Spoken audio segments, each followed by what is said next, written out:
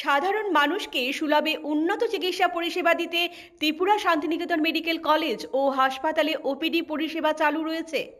আগামীকাল মঙ্গলবার 10ই ফেব্রুয়ারি 2026 Tripura Santiniketan medical college ও হাসপাতালের ওপিডিতে জেনারেল মেডিসিন বিভাগে থাকবেন ডক্টর জয়ত্রী দাস, ডক্টর রবিন পাল, ডক্টর মৌমনা দাস, ডক্টর শাকিল আহমেদ এবং ডক্টর মুক্তা নন্দী।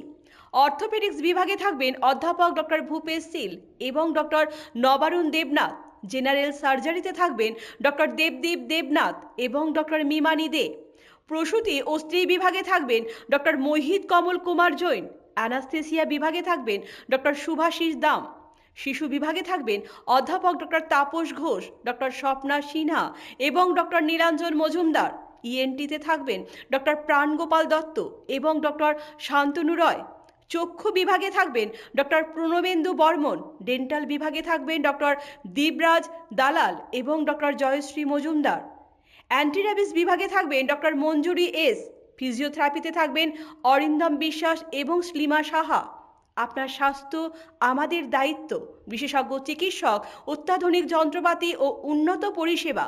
মাত্র 10 টাকার বিনিময়ে আপনারা সপ্তাহের সোম থেকে শনিবার প্রতিদিন সকাল 9টা থেকে বিকেল 5টা পর্যন্ত এই ওপিডি থেকে বিশেষজ্ঞ চিকিৎসকদের কাছ থেকে চিকিৎসা পরিষেবা নিতে পারবেন।